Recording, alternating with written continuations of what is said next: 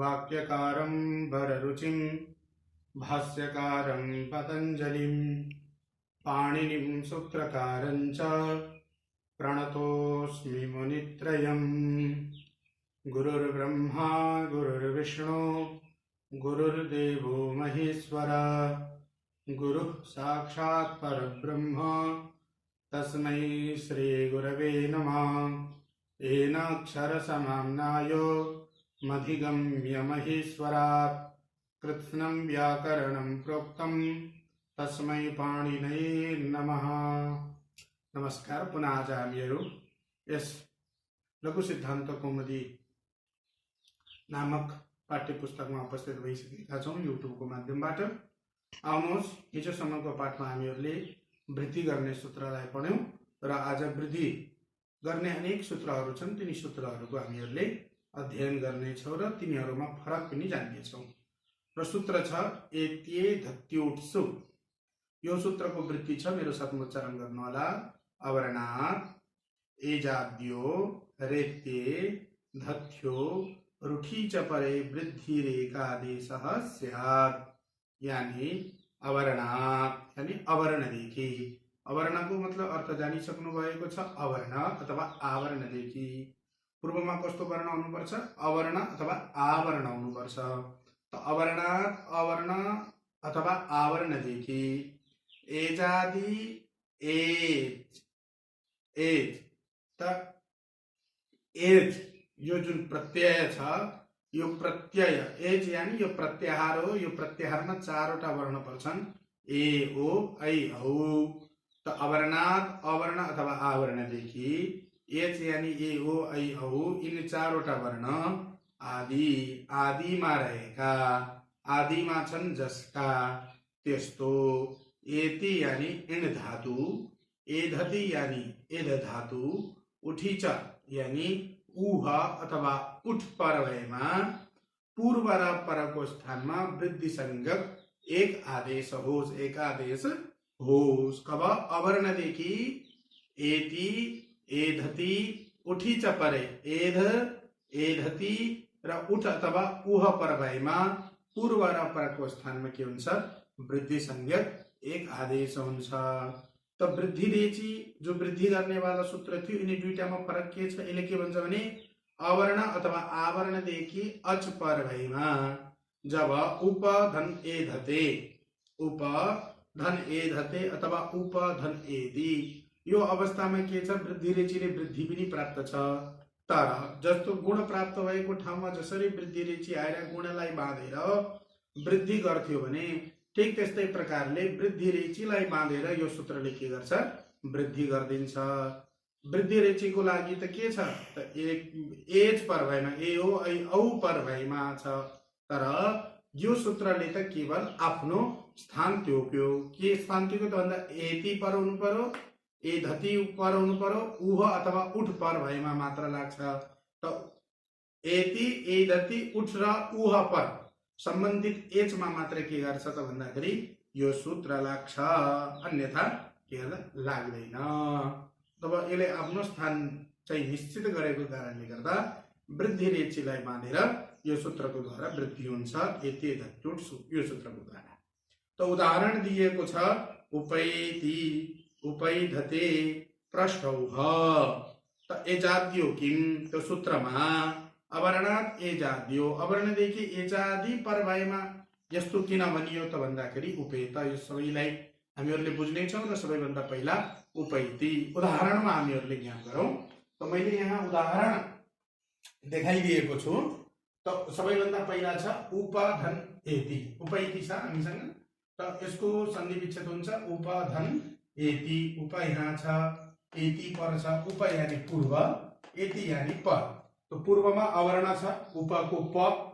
एति यानी यो के हो? इण धातु सम्बन्धित एति पर हो। तो एति एधति भनिया छ नि, त एति परमा छ। त अब पूर्व र परको स्थानमा, पूर्व यानी प मा रहेको अवर्ण, पर यानी ए, यिनी दुईवटाको स्थानमा के हुन्छ? वृद्धि। वृद्धि यानी आ ऐ औ, यसलाई वृद्धि भन्छन्। त यिनीहरूको स्थान साम्यात मिलाउनुहोस्, स्थान सादृश्यतम मिलाउनुहोस्। त स्थानकृत सदृशतम के हो त भन्दा अ को स्थान हो के हो अकुह विसर्जनीयानम कंठ कंठ स्थान हो र ए को स्थान हो एदैतो कंठ तालु त ए र ऐ को स्थान हो कंठ तालु त कंठ तालु वाला स्थानीलाई त कंठ तालु वाला स्थान के छ हामीसँग आदेशको रूपमा प्राप्त ऐ त्यस कारणले अ र ए को ठाउँमा के भयो ऐ भयो उपधन ऐ धन ती बराबर ए गएर ऐ गएर पमा मिल्यो उपै भयो अनि बराबर भएर ती भएर उपैती भयो। त्यसमा अर्को उदाहरण छ उपैधते त्यस्तै उपधन एधते उप यहाँ छ एधते परमा छ त उपको प यो अवर्ण भयो एधते को ए यो के भयो एध धातुको रूप बन्छ एधते एधेते एधन्ते यसरी रूप चल्छ लट लकारमा आत्मनिपदी हो यो धातु। त्यस कारणले गर्दाखेरि उपधन एधते भयो त उपको अवर्ण एधतेको यो ए धातु भयो अचादी भयो एच एच छ त एचादी भयो त एच छ धातुमा जसको आदिमा त एध धातुको आदिमा के छ ए छ त्यस कारणले के भयो एजादी भयो त अवर्ण देखे एजादी सम्बन्धित एति एधति उठी च पर भनेको थियो नि त्यस्तै पर भयो उपधन एधन धते भयो स्थानीय सदृशले ऐ नै प्राप्त भयो त उपैधते बराबर भएर यो वर्ण यहाँ गएर के भयो उपैधते। त अब पृष्ठ अर्को उदाहरण हो त पृष्ठ धन उह त पृष्ठ यहाँ छ पृष्ठको ठ माझ रहेको जो अ छ यो अवर्ण उहको उ उह परे भनेको छ एति एधति उठी च परे उठ अथवा उह पर भएमा भन्ने कुरो छ। त्यस कारणले गर्दाखेरि पृष्ठ धन उह अ र उ को स्थानमा के प्राप्त अ को स्थान कंठ उपु पद्मानियन औष्ठौ र कंठ र औष्ठ वाला स्थान के छ उदौतो एदैतो कंठतालु उदौतो कंठोष्टम त कंठोष्टम वाला आदेश हामीहरूलाई कुन प्राप्त छ औ अथवा अ र उ को स्थानमा के भयो औ भयो र भयो पृष्ठ। त्यस्तै बताइयो एजादियो हो किम त सूत्रमा एजादी किन भनियो त भन्दाखेरि उपेद यहाँ वृद्धि हुँदैन भन्नको लागि हो त यहाँ वृद्धि किन हुँदैन यदि एजादियो भनिन्थेन भने के थियो त उपेत यहाँ पनि वृद्धि हुन लागेर उपैत यस्तो रूप भन्थ्यो जो अनिष्ट छ प्रयोग छैन। त्यस कारणले गर्दा उपधन इत यहाँ गुणले गुण प्राप्त छ उपधन इत यो अवस्थामा उप ए धन्त उपेत ए अवस्था भयो कंठ र तालु वाला स्थान कंठ इचेसन तालु र एदैतो कंठ तालु त कंठ तालु वाला स्थान गुणमा के छ अ ए ओ को गुण संज्ञा आ ऐ औ को वृद्धि संज्ञा त्यस कारणले ए गुण गरियो त ए प्राप्त भएर उपैत। त्यस्तै अर्को उदाहरण छ मा भवान प्र इदि धत्त त मा भवान अब यसमा केही पनि छैन प्र इदि धत्त यहाँ छ प्रमा अवर्ण छ अवर्णदेखि गुणले के भन्छ अच पर भएमा त अच हो इदि धत्तको इ त अब प्र अवर्ण र इ वर्णको स्थानमा के भयो ए भयो भयो मा भवान प्र बन्छ प र अ मिलेर प्र बन्छ अ को स्थानमा ए भयो इ को ठाउँमा ए भयो त्यही भएर प र आधा भए मिलाइदिएपछि प्रेदिधत मा भवान प्रेदिधत यस्तो हुन्छ मा भवान प्रेदिधत यस्तो भन्छ मा भवान प्रेदिधत यसरी भन्छ। तब अर्को अगाडि गएर छ त अक्षादुहिन्याम उपसंख्यानाम अब यो वार्तिक हो अब वार्तिक उक्ता दुक्त निरुक्तानाम चिन्ता यत्र प्रवर्तते तम ग्रन्थम वार्तिकम प्राहु वार्तिक ज्ञामनीषिणाः यो त हामीले जानिसकियो कि वार्तिक किन प्रयोग हुन्छ केका लागि प्रयोग हुन्छ भन्ने पछिल्लो भिडियोहरू हजुरले हेर्नुभयो भने हजुरलाई थाहा हुन्छ। त्यस कारणले अब धेरै नबढौं किनकि भिडियो लामो हुन्छ त्यस कारणले मुख्य विषयलाई हामीले उजागर गर्नेछौँ। त अक्षदुहिन्याम उपसंख्यानाम त अक्ष शब्दको अवर्णदेखि उहिनी शब्द पर भएमा पूर्व र परको स्थानमा के होस् वृद्धि संज्ञक एकादेश होस् भनी किनकि अ इ उ वर्ण पर भएमा त गुण होस् त ए ओ ऐ औ पर भएमा वृद्धि होस् भनेर भनिएको थियो नि त रि र लृ पर भएमा गुण पनि हुन्छ र के हुन्छ वृद्धि पनि हुन्छ। त्यसकारणले गुण भयो भने अर वृद्धि, गुण भयो भने अर र अल हुन्छ र वृद्धि भयो भने आर र आल हुन्छ। यो बुझ्नु होला। त अक्ष शब्ददेखि उहिनी शब्द पर भएमा पूर्व र परको स्थानमा के होस्? वृद्धि संज्ञक एक आदेश होस्। त अक्षौहिणी सेना, यहाँ के छ? अक्ष, अक्षौहिणीको यसको अब सन्धि विच्छेद गर्नुहोस्। अक्ष धन उहिनी। त अक्षको के हो? अवर्ण। अक्षमा जो अ छ यो अवर्ण भयो। त्यसदेखि उहिनी शब्द पर्छ र अ र इ को ठाउँमा के हुन्छ? अ को स्थान हो कण्ठ, उ को स्थान हो उपपदमानीय नाम ओष्ठ। त कण्ठ र ओष्ठ वाला स्थान के हो? उदौतो कण्ठोष्टम। त कण्ठ र ओष्ठ वाला स्थान हो औ। त्यस कारणले अ र उ को ठाउँमा के भयो? अक्ष धन औ धन हिनी। त बराबर अक्षौहिणी, नलाई णत्व भएर अक्षौहिणी। त्यस्तै अब अगाडि आएर पुनः वार्तिक आउँछ। वार्तिकले के भन्छ? प्रादु होडो ढे ढे, प्रादु होडो ढे शे शै शेषु, यो भन्छ। यो अब प्र शब्दको अवरणदेखि त उह शब्द, ऊढ शब्द, उह शब्द, ऊढ शब्द, ऊढी शब्द, एस शब्द, ऐस शब्द पर भएमा के होस्? पूर्व र परको स्थानमा वृद्धि संज्ञक एक आदेश होस्। त हामीहरूले अब यहाँ त्यसको रूप सिद्धि गर्नेछौँ। एउटालाई बुझ्यौँ भने सबैलाई हामीहरूले बुझ्छौँ। अब यसलाई पनि हामीहरू हेरौँ।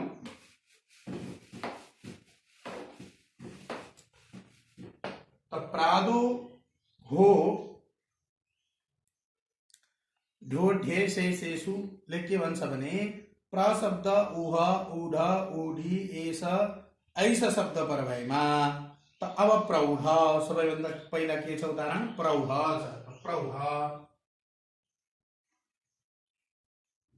अब यसको सन्धि विच्छेद गर्दाखेरि प्रधन उह।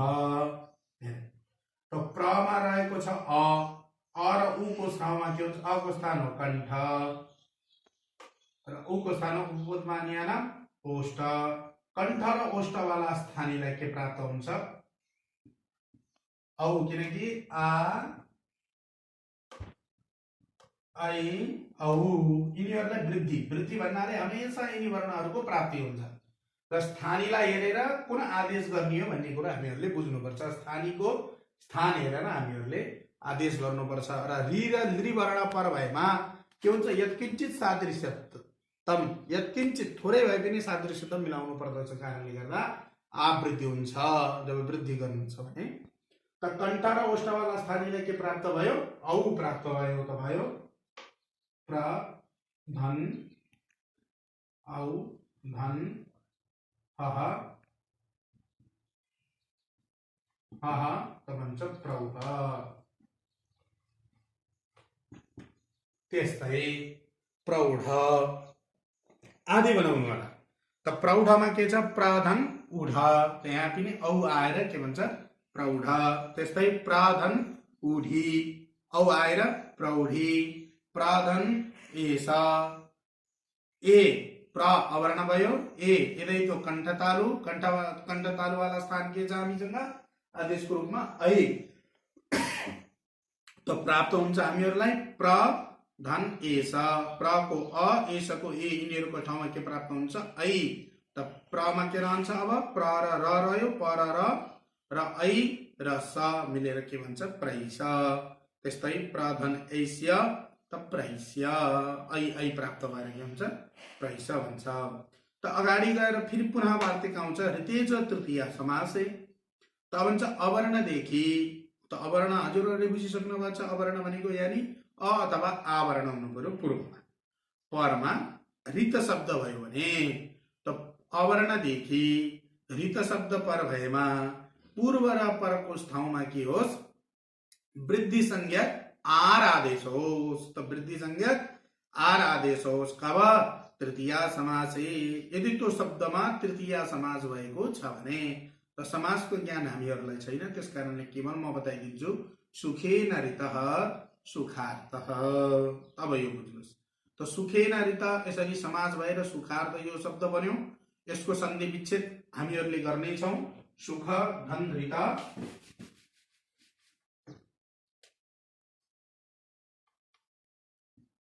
सुख धन ऋतः यस्तो अवस्था भयो। सुखको हो खमा रहेको जो अ छ यो अवर्ण हो। ऋत शब्द पर छ, अको स्थान के हो कण्ठ। ऋतु र साणा मूर्धा, मूर्धा स्थान।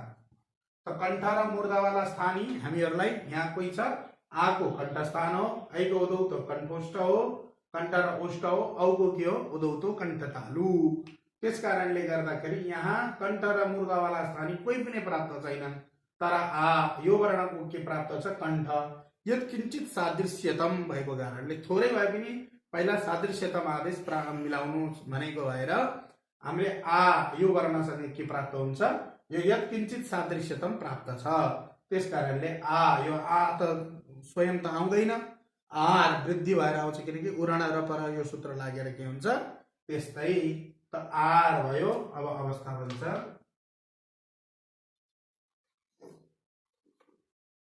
सुख धन आर धन तः त सुखा। अब र बताएको छु अचमदष्ट अधोयाति हसस्सो परिगच्छति। त जलतुम्बिका न्यायन रेपस्वर्ध गमनम न्याय पनि पढियो। त हस हस प्रत्याहारमा पर्छ त, अथवा त हस प्रत्याहार वाला रेपदेखि पर रहेको कारणले त्यसको के भयो ऊर्ध्वगमन भएर अवस्था बन्यो सुखार्थ। सुखार्थ यस्तो भयो। त तृतीयति किम, त वार्तिकमा तृतीय समासमा नै किन यस्तो हुने वृद्धि किन होस् भनियो किनकि परमार्थ। त यहाँ पनि के छ त भन्दा यहाँ गुण प्राप्त छ परमश्चासौरितः, यसरी चाहिँ यसको हुन्छ। त्यस कारणले गर्दाखेरि परमार्थ यहाँ वृद्धि हुँदैन भन्नका लागि यो अवस्थामा वृद्धि प्राप्त नहोस् भन्न यहाँ पनि के हुन्थ्यो परमार्थ यस्तो अवस्था भन्थ्यो। त्यस्तै अगाडि आएर पुनः वार्तिक आउँछ त प्रवत्सतर कम्बल दशन ऋण वसनारण दशना मृणे। प्रवत्सतर कम्बल वसनारण दशना मृणे। त यिनी शब्दहरूदेखि परमा ऋण शब्द भए। त कुन कुन शब्ददेखि प्र शब्ददेखि ऋण शब्द पर भए। वत्सतर शब्ददेखि ऋण शब्द पर भए।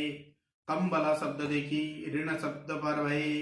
वसन शब्ददेखि ऋण शब्द पर भए। ऋण शब्ददेखि ऋण शब्द पर भए। दशन शब्ददेखि ऋण शब्द भए त भने पूर्व र परको ठाउँमा के होस् वृद्धि संज्ञक आर आदेश होस् त भन्यो। त प्रधन ऋणम प्रारणम बताइयो। त यसको पनि हामीहरूले गरौँ त्यसरी नै हजुरहरूले बुझ्नु होला।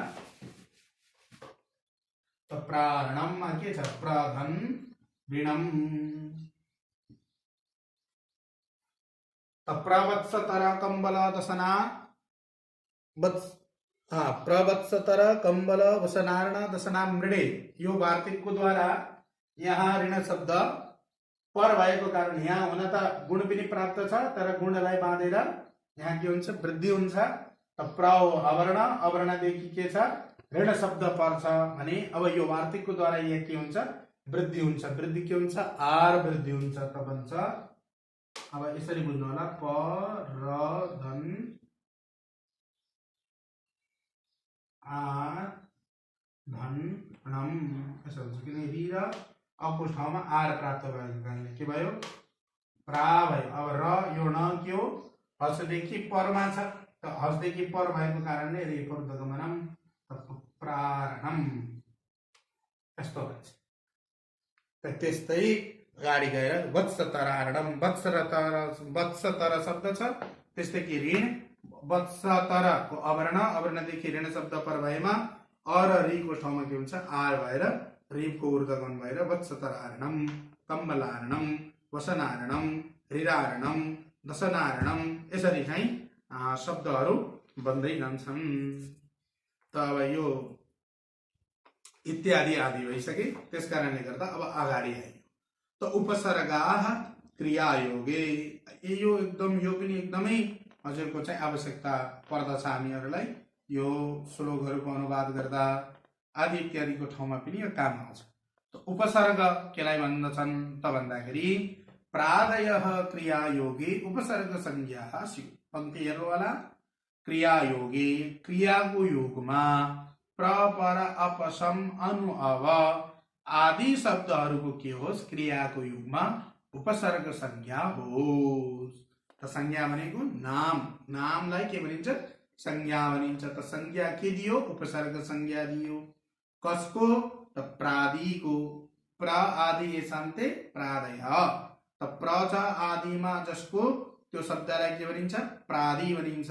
त्यसकारणले गर्दाखेरि प्रादिको उपसर्ग संज्ञा हुन्छ कब क्रियायोगे क्रियाको योगमा। अब यहाँ बुझ्न जरुरी छ उपसर्ग प्रादि भनेको के हो क्रियाको योग भनेको के हो त अगाडि भनिन्छ। त्यो हामीले सुरुमा पनि बताइएको थियो नामपद सुबन्त यानी नामपद धातु यानी क्रियापद। यदि धातुसँग अब आउने वर्णहरू लाग्छन् भने तिनीहरूलाई के भनिन्छ धातु भनेको क्रिया। त क्रियासँग योग भएको कारणले जोडिएको कारणले गर्दा उनीहरूको उपसर्ग संज्ञा हुन्छ। त तिनी शब्द हुन् कसको उपसर्ग संज्ञा हुन्छ त प्रादि। त प्रादि के हुन् त अब शब्दहरू हेर्नुहोस् प्र परा अप सम अनु अव निस निर दुस दुर वि आङ नि अधि अपि अति सु उत अभि प्रति परि उपयते प्रादयः। यिनी शब्दहरू छन्। त यिनी जो मैले अहिले उच्चारण गरे जो हजुरहरूको ग्रन्थमा लेखिएको छ यदि यिनीहरूको कुनै धातुसँग योजन हुन्छ भने धातुसँग जोडिन्छन् भने यिनीहरूको उपसर्ग संज्ञा हुन्छ। धातुदेखि भिन्न यदि यिनीहरूको योग हुन्छ भने यिनीहरूलाई अव्यय पनि भनेर भनिन्छ। त अगाडि आयो त धातु केलाई भन्ने त आयो सूत्र आयो। अर्को सूत्र बताउनको लागि भ्वादयो धातवः क्रियावाचिनो भ्वादयो धातु संज्ञा सु। त क्रियालाई बोध गराउने क्रियालाई बताउने भू आदि शब्दहरूको के हुन्छ धातु संज्ञा हुन्छ। तब यहाँ दुईवटा चीज हामीहरूले जान्नु पर्यो। त क्रिया भनेको के हो क्रियाको बोध गराउने भू आदि शब्दहरूलाई धातु भनिन्छ हामीहरूले जान्यौं। त क्रिया भनेको के हो जो भइरहेको छ त्यसलाई हामीहरूले के भन्छौं क्रिया भन्छौं। जस्तो कोही पढिरहेको छ कोही गइरहेको छ कोही खाना खाइरहेको छ कसैले केही दिइरहेको छ कसैले कसैलाई पिटिरहेको छ मारिरहेको छ। त यो सबैमा जो भइरहेको छ त्यो नै क्रिया। जस्तो कोही पढिरहेको छ श्यामले के गरेको छ पढेको छ। त्यो श्यामले के गरेको छ यो बताउनको लागि हामीले के गर्नु पर्यो शब्द बताउनु पर्यो। त श्यामः पठति यो बतायौं। त श्यामले पढिरहेको छ त यो पठति यो शब्द के हो क्रिया हो। त्यस्तो रामः गच्छति राम गइरहेको छ त यो गच्छति यो शब्द छ यो के हो क्रिया हो। त्यस्तै खादति खाइरहेको छ खादति भणति मारयति ताडयति नमति आदि शब्दहरू के हुन् यो सबै क्रिया हुन्। यदि करोति यिनी शब्दहरूको साथमा धातु लाग्छ भने त अनुकरोति हैन अनुभवति। जस्तो भू धातुको साथमा अनु उपसर्ग लागे त अनुभवति अनुकरोति अनुगच्छति आदि रूपहरू हामीहरूले बनाउँछौं जो भादिगणमा स्पष्ट तरिकाले हामीहरूले बुझ्छौं। सरलता बुझियो क्रिया भनेको के हो जो भइरहेको छ त्यसलाई क्रिया भनिन्छ। र धातु भनेको के हो त भन्दाखेरि त धातु केलाई भनिन्छ त भन्दाखेरि भू आदि शब्दहरूलाई के भनिन्छ धातु भनिन्छ। त क्रियार्थका भू प्रभृतय शब्दाः धातव उच्यन्ते। त क्रियालाई बोध गराउने भू आदि शब्दहरूलाई हामीहरूले के भन्छौं धातु भन्दछौं। त धातुको योगमा क्रियाको योगमा प्रादिको उपसर्ग संज्ञा हुन्छ। त भूवादयो धातव यो सूत्रले सम्पूर्ण धातुहरू कहिले के गर्छ धातु संज्ञा गर्दछ। 10 गणमा पठित धातुहरू कहिले के गर्दछ धातु संज्ञा गर्छ। अर्को सूत्र आयो उपसर्गात् धृति धातौ। अब यसले के भन्छ भने अवर्णान्तात् उपसर्गात् ऋकारादौ धातु परे वृद्धिरेकादेशः स्यात्।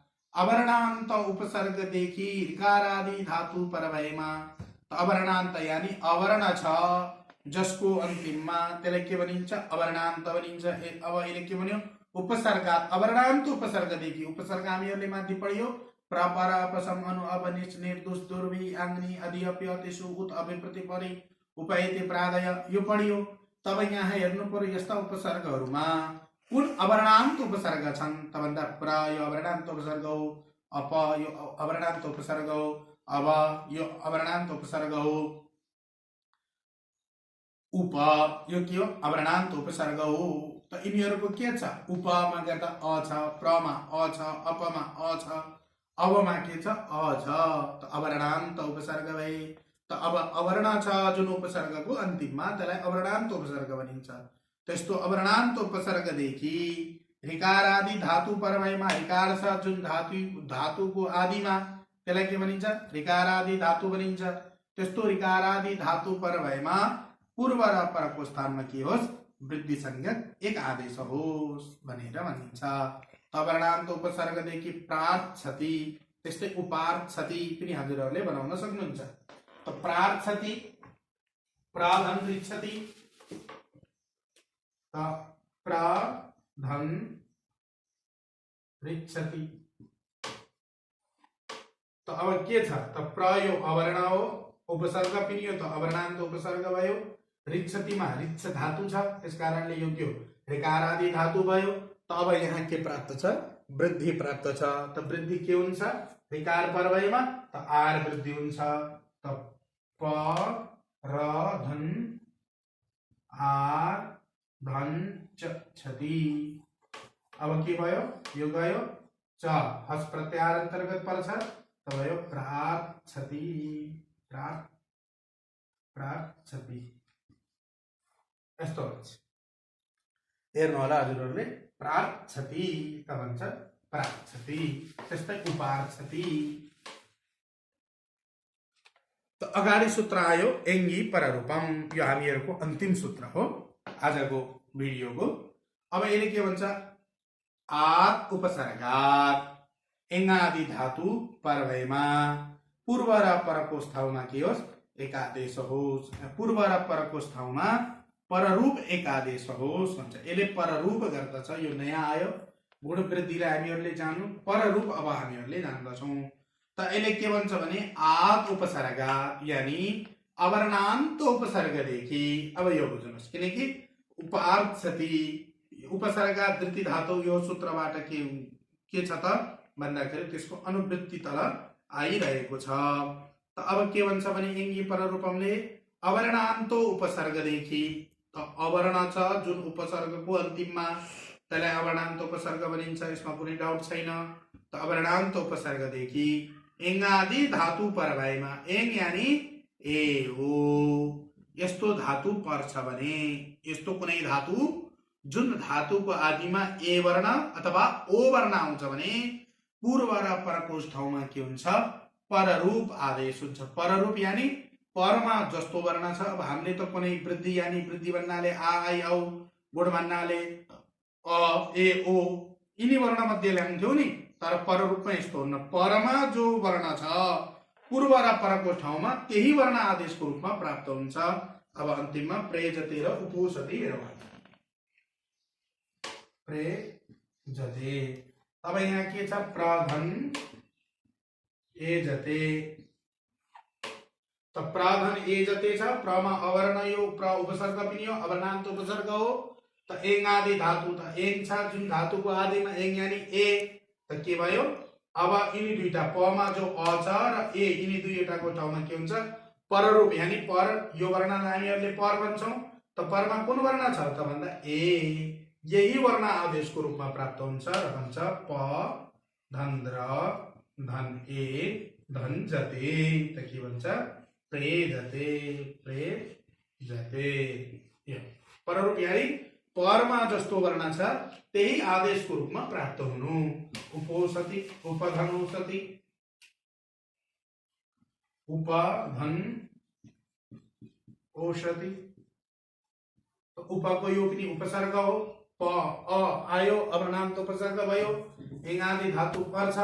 त अब यसको कुन आदेश प्राप्त हुन्छ परमा ओ छ त्यसकारणले ओ नै प्राप्त हुन्छ र भन्छ उपधन ओ धन सति भन्छ यो ओ यहाँ गयो मिलेर उपौषति यसरी जान्नु होला। तो उपौषति यसरी रूप बन्छ। ल अब अन्तिममा मङ्गलाचरणको साथमा आजको पाठलाई यही विश्राम दिउँ। हरि ओम। गुरुर्ब्रह्मा गुरुर्विष्णु गुरुर्देवो महेश्वर गुरु साक्षात् परब्रह्म तस्मै श्री गुरवे नमः। येनाक्षर समाम्नाय मधिगम्य महेश्वरात् कृत्स्नं व्याकरणं प्रोक्तं तस्मै पाणिनये नमः।